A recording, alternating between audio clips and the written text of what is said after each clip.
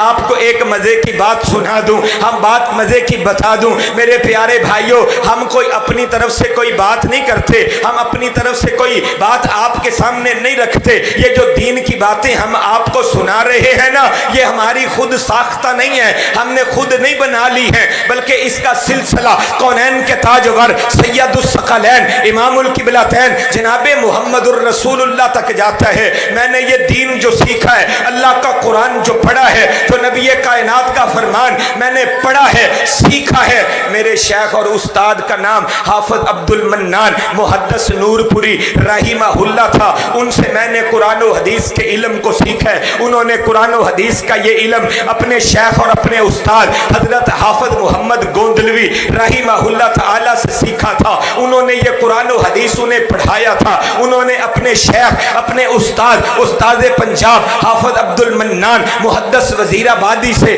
اس علم حدیث کو قرآن و سنت کے علم کو سیکھا تھا۔ انہوں نے اپنے شیخ اپنے استاد شیخ القل فی القل سید نذیر حسین محدث دہلوی سے قرآن و حدیث کے اس علم کو سیکھا تھا۔ انہوں نے جناب مولانا محمد حسین بنارسی رحمہ اللہ تعالی سے یہ قرآن و حدیث کا علم سیکھا تھا۔ انہوں نے علم حدیث امام شوکانی رحمہ اللہ تعالی سے سیکھا تھا۔ یہ قرآن و حدیث کی باتیں انہوں نے اپنے استاد امام علی بن ابراہیم سے سیکھا تھا۔ انہوں نے یہ علم حدیث اور قرآن کی یہ باتیں اپنے استاد حامد بن محمد حامد بن حسن الشاکر سے اس قرآن و حدیث کے علم کو سیکھا تھا۔ انہوں نے یہ کتاب و سنت کی باتیں جو ہم آپ کے سامنے رکھ رہے ہیں اپنے شیخ اور اپنے استاد سید احمد بن عبد الرحمن الشامی سے سیکھا تھا۔ انہوں نے کتاب و سنت کے اس علم کو اپنے شیخ اور اپنے استاد محمد بن حسن العجیمی سے سیکھا تھا۔ انہوں نے اس علم حدیث علم قرآن کو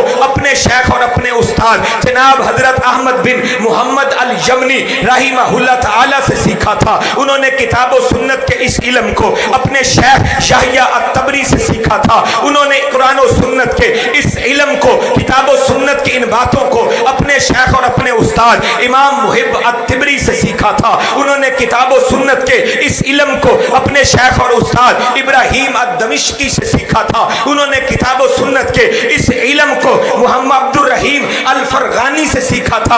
امام عبد الرحیم الفرغانی نے کتاب و سنت کے قرآن و حدیث کے اس علم کو اپنے استاد محمد الفارسینی سے سیکھا تھا۔ انہوں نے کتاب و سنت کے اس علم کو اپنے استاد یحییٰ بن عمار الخدلانی سے سیکھا تھا۔ انہوں نے کتاب و سنت کے اس علم کو اپنے شیخ اور اپنے استاد محمد بن یوسف الفربری سے سیکھا تھا۔ انہوں نے کتاب و سنت کے اس علم کو اپنے استاد امیر المومنین فی الحدیث امام المحدثین امام بخاری رحمہ اللہ تعالی سے سیکھا تھا۔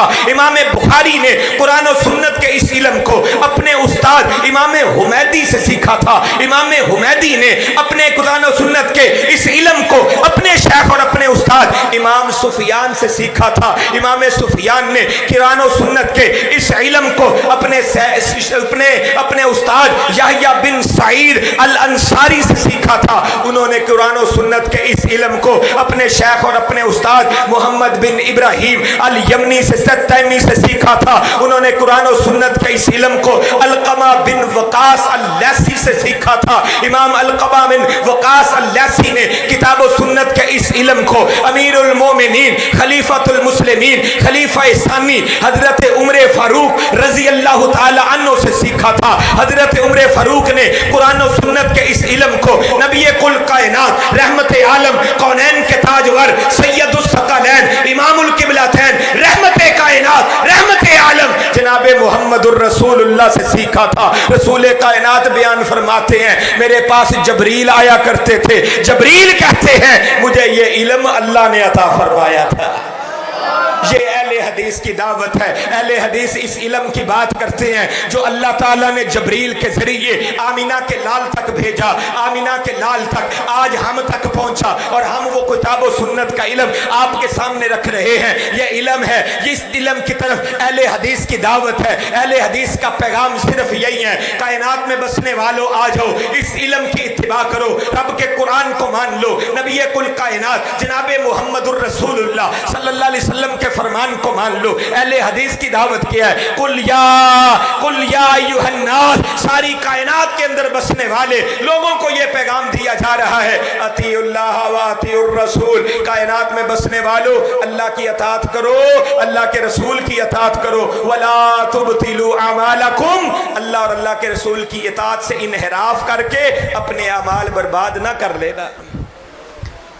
मैं यहाँ पे आपको इंसाफ का तराजू थमा के कहना चाहता हूँ, आप एक लम्हे के लिए ये ना सोचें कि मैं अहले हदीस हूँ, मैं अहले सुन्नत हूँ, मैं देवबंदी हूँ, मैं बरेलवी हूँ। ये नहीं आपने सोचना, आपने सिर्फ ये सोचना है, देखना है कि मैं कुरान की आयत पढ़ रहा हूँ, उसका तर्जमा आपके सामने रख रहा हूँ, पैगाम दे रहा हूँ। लोगों सिर्फ अल्लाह की मानो, अल्लाह के रसूल की मानो। जो काम अल्लाह ने करने का हुक्म दिया है, जिस काम के करने का हुक्म रसूलुल्लाह ने दिया है, जो काम रसूलुल्लाह ने किया है, बस वो करो। क्या ये ना इंसाफी या जुल्म है?